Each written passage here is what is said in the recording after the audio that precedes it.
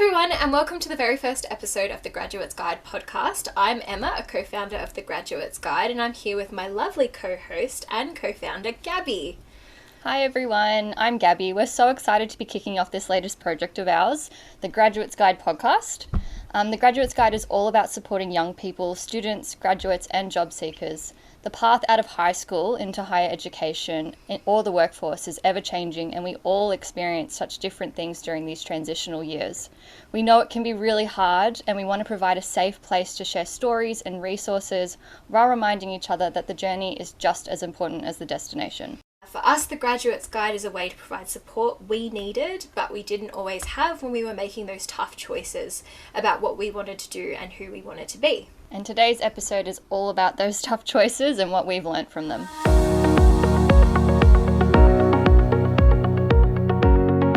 I'm so happy to get to kick off this first episode with very exciting news.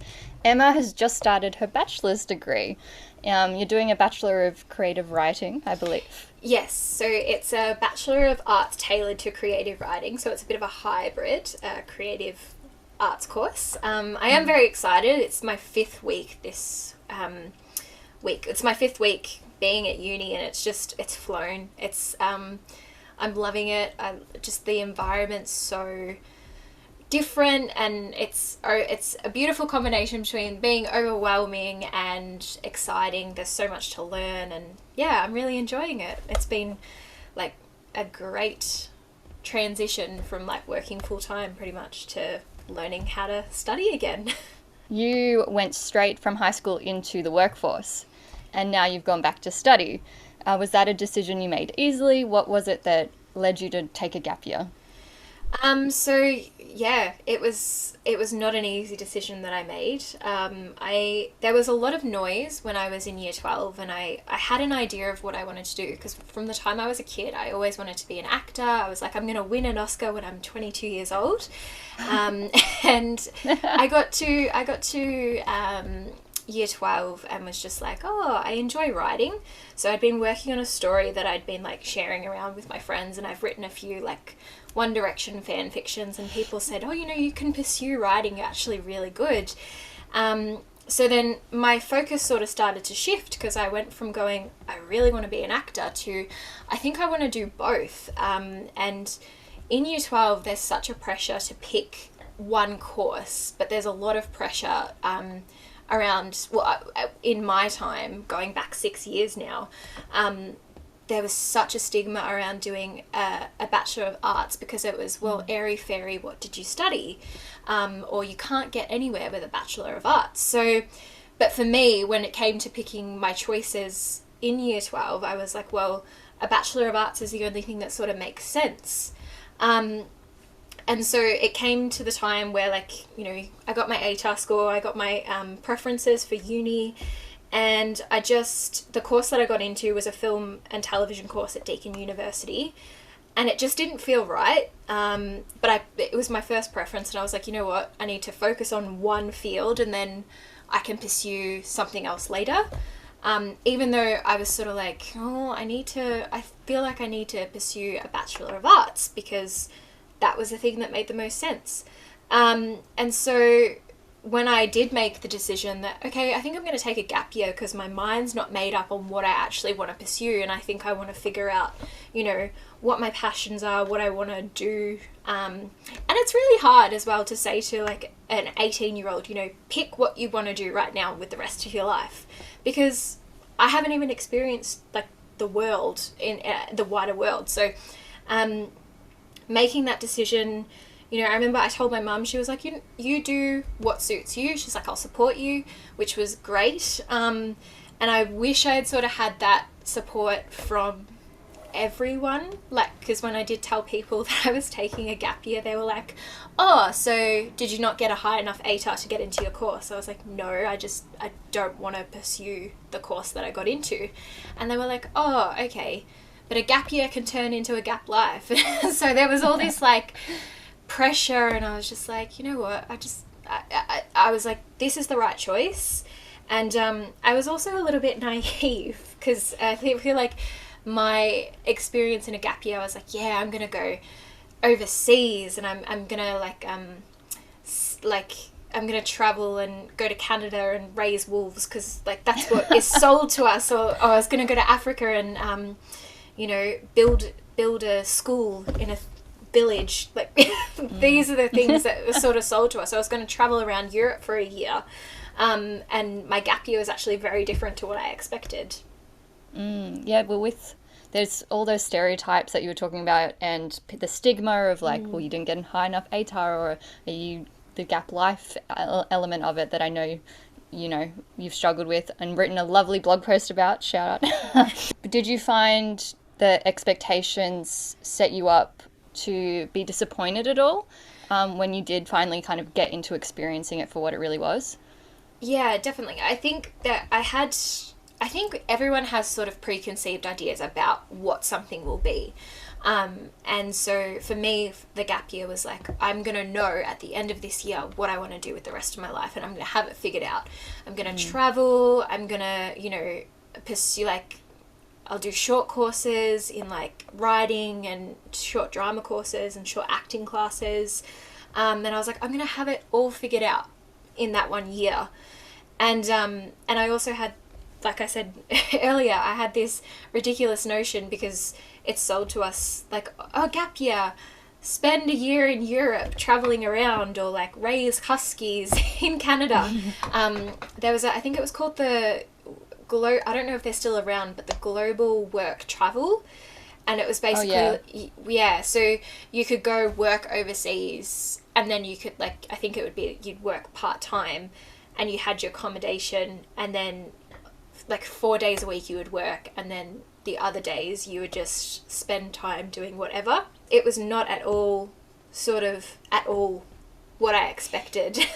I definitely went into the belief that in that 1 year I was going to have it all figured out, and like at like 2016 would be the year like I would sort of travel a bit, I'd have fun, and if anything, that year was quite stressful because it, like, my gap year turned out like I had to, you know, I didn't have a license at the start of, I didn't get my license straight away, so I went from all my friends being on holidays and us like catching up to all of a sudden they're at uni and they're talking about all these experiences and that I'm not having.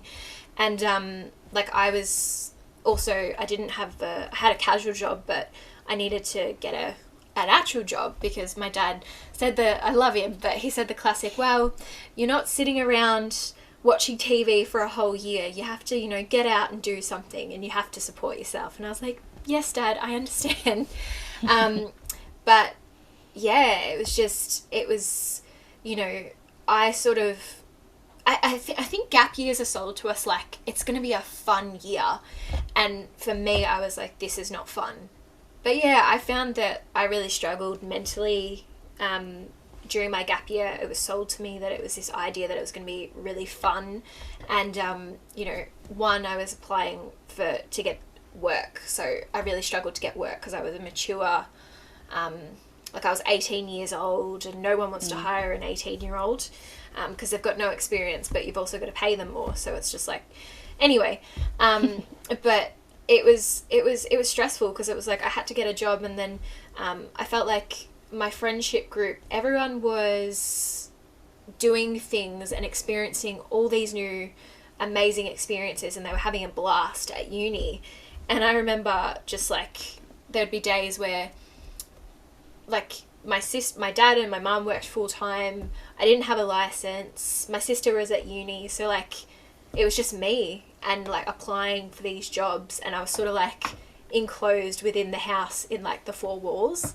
And it was very like daunting, and I was like, oh, I thought a gap year, I can remember thinking, oh, I thought a gap year is supposed to be fun, and I was just hating it. And I remember thinking, should I just pursue a course for the sake of studying, because at least I'm getting experience. And one of the funniest things that I found when I like told people I was taking a gap year was I was told constantly throughout year 12, like by my careers counsellor, by my teachers, by my friends, you know, don't study an arts course. It's too vague, it's too broad. Yet when I told people I was taking a gap year, they were like, oh, just put your name down in that creative arts course. And I'm just like, what?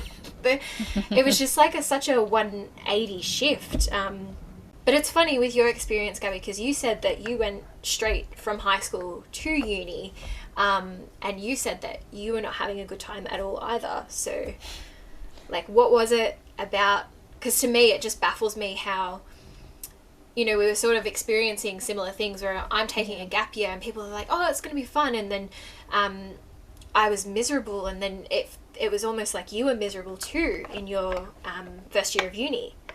Yeah, I think it's so interesting that it's like that time of our lives is sold to us to be like the best time of our lives, like your college days, that Americanized ideal of college and that experience. And even though the Australian system's a little bit different, I still think we go into a lot of those years with that in mind, of the big social groups and the friends and the studying being on the back burner and like all that sort of stuff.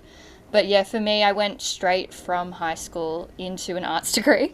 I again faced the same stigma you did in terms of like, oh, you can't really get anywhere with an arts degree. You'll have to study again when you finish that degree. It's only like the starting point. But yeah, similar to you, there was just no other degree that called out to me or that I felt I could do.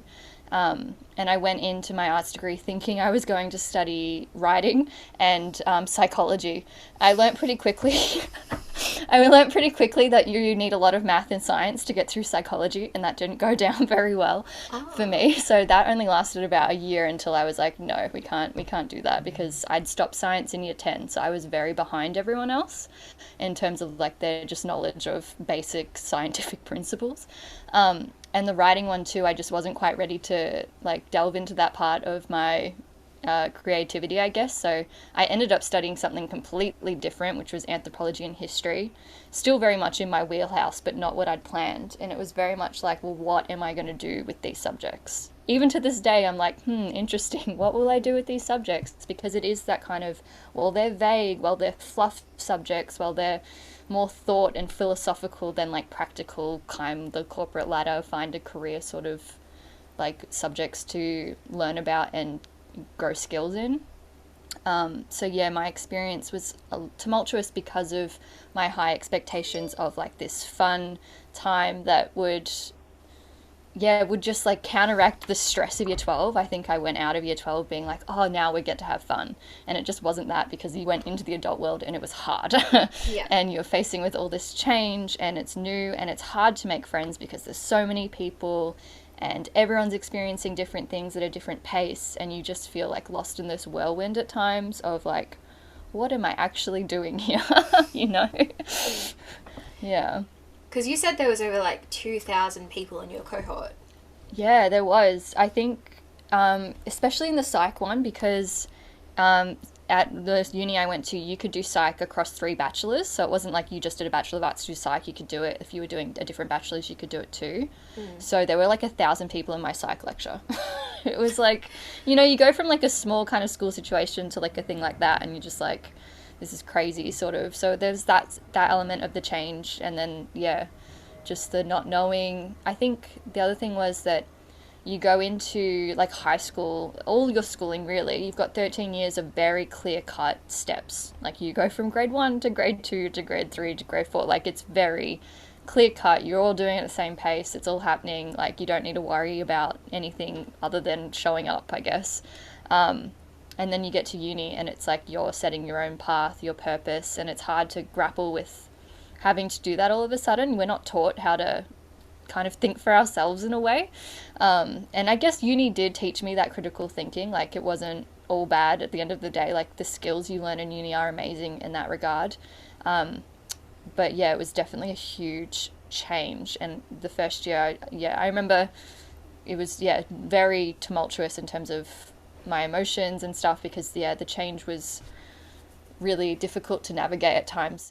It almost is like you're coddled in high school, and then like you get to uni and you're thrown into like this cold bath, and it's like you've got to be like, I know it sounds ridiculous because as an adult you have to be responsible, but that it's almost like that responsibility is really thrust onto you, and you're like, oh my god, like what do I do with this? Like And it is really, even now, like, I mean, I haven't studied for 6 years, and I have a lot of experience in like the professional working world, and yet still at uni I go, I am responsible.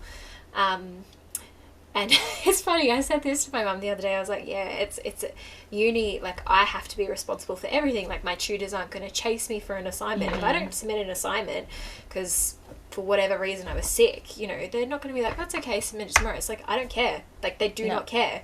Like, if you could go back and give yourself advice, like, are there things that you would have done differently? Like, was it your choice to go straight to university? Yeah, no, it definitely was my choice, even though it was a choice I like didn't question. I don't know if you've ever had like a choice like that before. You've just like done it and you're like, oh, why did I just do it? I should have thought about it a bit more. Yeah. It was just like the done thing. I think I don't know anyone that took a gap year. So I guess maybe it was the circle I was in or my particular school. I'm not sure. But we all pretty much went straight.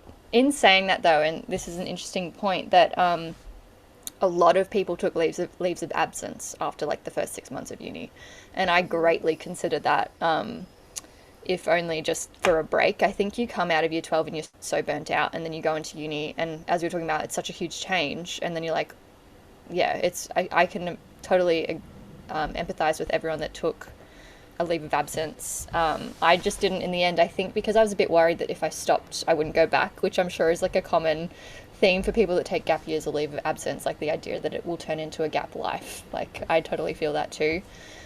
So yeah, I just kept going even when I was not loving it at all. I just kept powering through. And I think, yeah, it was maybe a little bit of societal pressure and maybe just pressure in general to keep going and have a degree at the end of the day. Like, that people keep saying that, like, oh, you need a degree. Yeah. And that's a whole nother worm that we can talk about in a later podcast, because do you need a degree? Who knows?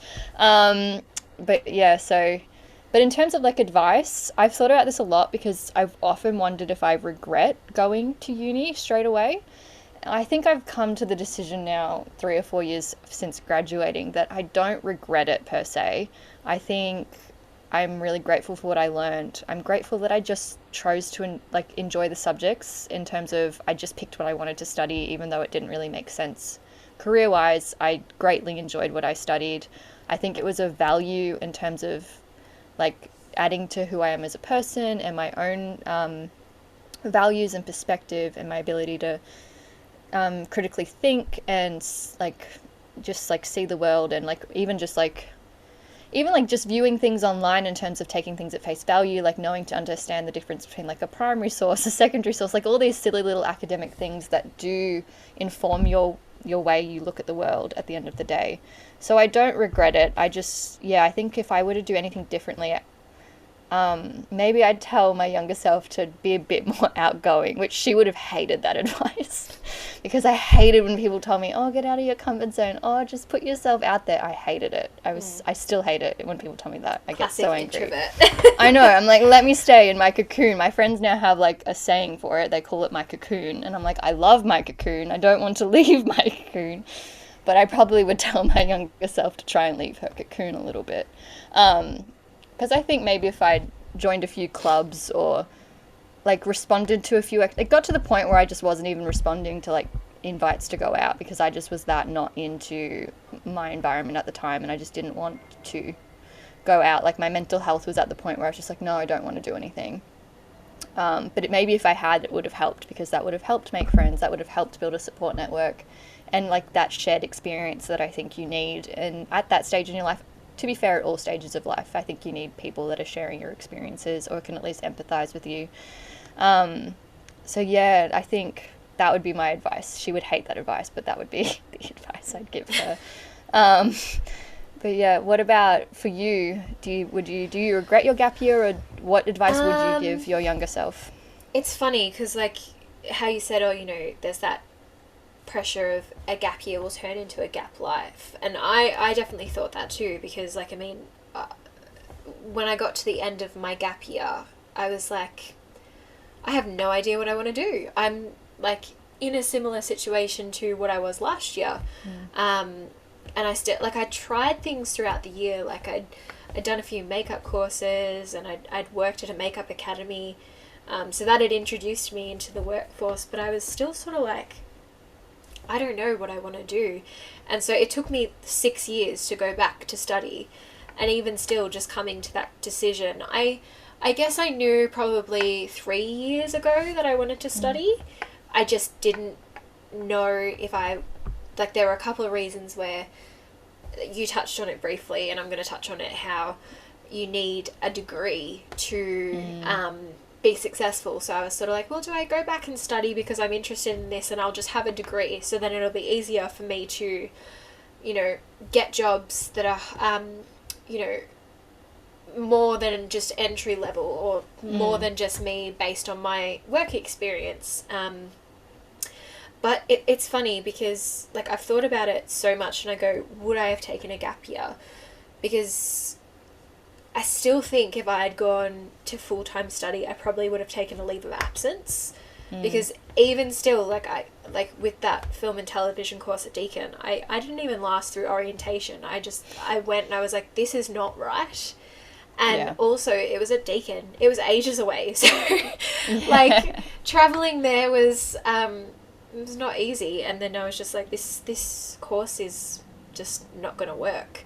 But yeah, I think I know it sounds a bit corny, but I probably would have been like, be kinder to myself, because and as well, it's very hard to do, but be careful who you tell news to, because not everyone that you tell news to is going to give you the reaction that you're looking for.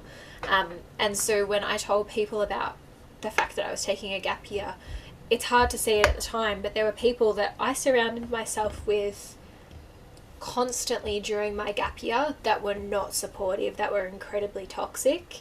And I often look back on that and go, if I wasn't friends with this person, or if I didn't spend so much time with these other groups of people, would I have gotten as down on myself and as negative about the fact that this is just a crap year and it's not at all what I expected it to be? It's so hard, especially if you're an introvert, to put yourself out there. And I saw this quote not that long ago on TikTok. Of course. But it was about how your ideal and your your ideal life and your dreams are always going to be slightly out of your comfort zone. And I went, that is so true, because annoying. And so annoying, because you think about everything that scares you.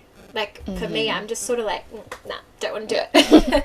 Even in with my work experience, when there'd be a job, I'd be like, I can't, I'd read the position description and I'd be like, oh, I can't do this, so I'm not a good candidate for this. And I'd be like, I'm doing this in my work, as little things like that. And even still, I think it's just a thing anyone faces, because it's the fear of failure, and you don't want to, I guess, stuff up, and it's uncomfortable. It's scary putting yourself out there. It's scary introducing yourself to new groups of people. And as well, I loved my experience at an all-girls school. It was great, but I had no idea how to talk to boys my own age. So even just, not even romantically, it was just more about the fact that I didn't know how to talk to a generation like that. And so putting yourself out there is a lot more scarier, because you're having to put yourself in, or just rocking up to a social event. I go, that's terrifying. And, even as well, I found it in my gap year, there would be acting gigs that would be posted, and I'd be like, oh, well, I don't have experience, so I can't go to it. And I sort of self-sabotaged. Be careful who you tell news to, and if you can, try and let go of those toxic people, so they're not in your everyday life. I feel like that just shifts your whole perspective on how capable you are, because I can give you an example. In my gap year, someone I was spending a lot of time with, every time I caught up with them, they'd be like, so, what have you been up to? And I'd tell them, and I'd be like, oh, I'm doing this. Okay, so what have you been up to apart from that? What are you doing with your life? And I'd be like, am I sitting down with the school principal here? Yeah. Like, and it made me feel like I wasn't, like maybe she was right, like, or maybe I am like wasting my invalidating. life. Yeah. I'd probably also give myself a little bit of a slap and say, don't be so naive. And I feel like it's easy to say it now, but I think about things that, you know, I know it now because, like, I'm an adult, but in high school it was sort of like, if I didn't sort of know the answer, I would be like, okay, so let's ask my teacher, or let's ask my parents, and they'd be like, oh, this is the answer. Whereas, like, if I'm an adult now, I find out for myself. And, like, it was a dream of mine to, like, go to Whopper.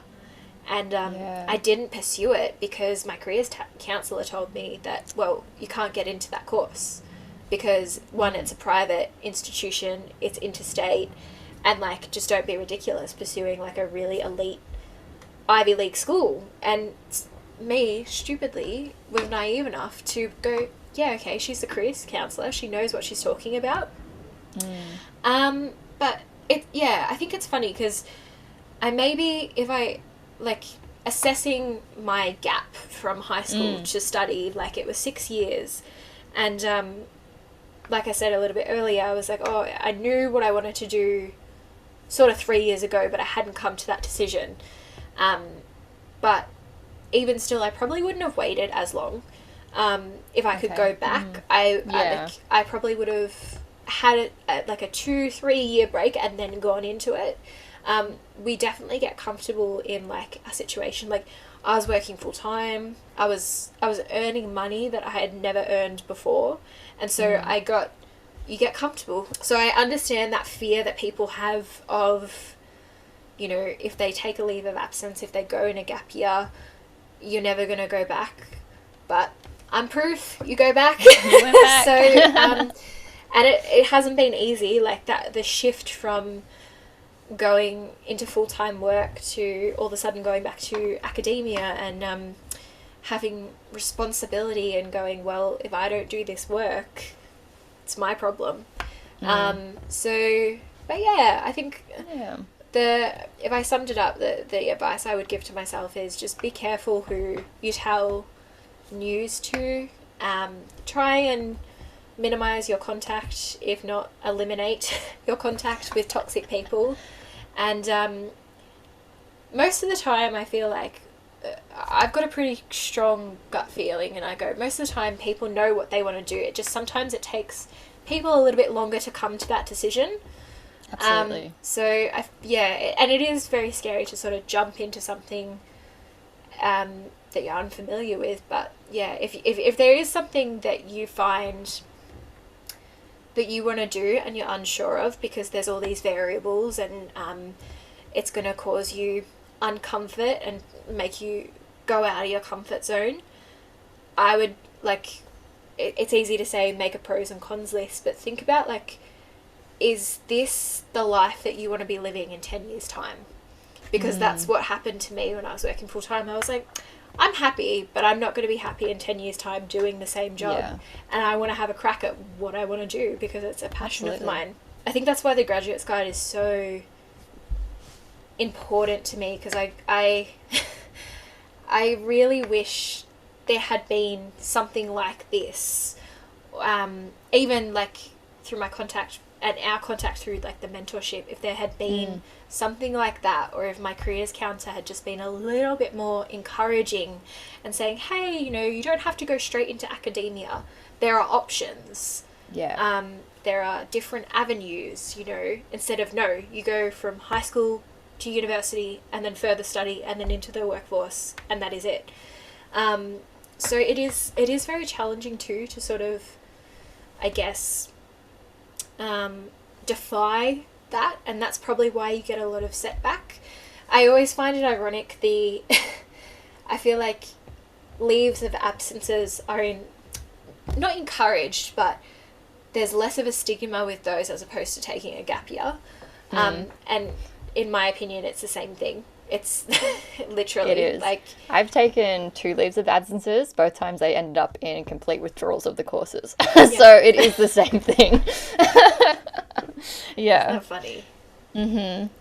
But no, I totally agree with you in terms of wishing there was some sort of community like we're hoping to build here with the Graduate's Guide back when we were kind of going through this in our freshly 18-year-old minds. That would have been so helpful to have, just to know that there were more options, like you said, just to know that there was someone out there and like-minded people like yourselves that wanted options, that wanted to be able to not just necessarily go the normal path and like just, you know, struggle through it, but wanted to explore either their creativity or their like special skills that they don't know exactly how it necessarily fits into a course, but they know they want to do something with it. So I think that's why we've created this podcast. It's why we've created the Graduate's Guide. It's also that community can exist for the next lot of kids coming through, and hopefully the next lot and the next lot and the next lot, so that it becomes less of a stigma to make different choices and more of just like, yep, that's a new option and it's totally valid. Definitely. Yeah. Mm-hmm. We walk so you guys can run. Yes, oh my God. Yes. Oh my God. Paving TikTok. the way forward. Yeah. If I think of one word that sort of describes my experience as my, like, to sum up my gap year, it would be that it was lonely. It wasn't hard. It wasn't yes, it was hard, but it was lonely because I felt like I was the only one alone in feeling these feelings of, I don't know what I want to do with the rest of my life, but also the pressure. And then like, I would ask people, oh, do you feel like this? No. And then I'd be like, oh, okay, so do I have to go study? Yeah, there was, because it's funny, you said that you spoke to a couple of your friends and they said they were lonely in, like, studying at uni. Yeah, I think that was more of maybe admission that we all made. Well, no, I knew at the time I was lonely, but a lot of my friends maybe made in hindsight the idea that it was a bit lonely, or like the friendships didn't necessarily last from uni, or that they weren't exactly what they thought they were at the time, whether it just they grew apart or they had different interests at the end of the day and the values clashed, I don't know. But yeah, no, I definitely found my first year of uni was lonely, very, very much so. It got a little bit easier as time went on, but I don't know whether it got easier just because the loneliness became familiar or if it actually got better. So I don't know. But that's like another reason why it's good to have communities like the Graduate's Guide, or even just there's other ones that exist within the uni sphere as well. Because that's where it takes that little bit of courage to get out of your comfort zone and go and try, because these communities do exist. We're building one right here, and it'll just take a little bit of courage to go and find your people. I think that's what I really wanted out of my early 20s, was to like find my people. I like really wanted that, and I'm in my mid 20s now, and I think I've done it. So it takes time, but you do get there. You do find, my favorite term for it is your soul tribe. So I think you do get there. I found you, Emma, so everything's better now. Yeah. I have someone to talk about Akatar with, and Sarah Yes. Jane has, and all the books that we talk about. Yeah, so just finding people with like-minded interests, and sometimes you got to think outside the box to get there, but it's definitely possible, and the Graduate's Guide is always here. Yes. Well, thank you so much for sharing your experiences today, Emma, my lovely co-host. It's been wonderful to be able to bounce off our similar yet very different experiences, and hopefully if you're listening/watching to this, you've gotten something out of it. Yeah, no, thank you, and thank you for sharing. It's always, I mean, it's fine us talking, but it's different when there's a camera and there's people listening. So if we can do it, anyone else that has any similar experiences, or if you just want to like shout out and say, hey, I'm struggling too, that's okay. But thank you, Gabby, for sharing your experiences. It's been a pleasure. Make sure to find us on our socials. We'll have them all linked or on the screen now if you're watching us on our YouTube. And always remember that we're on your side. At the Graduate's Guide. Nah, I can't. Bye.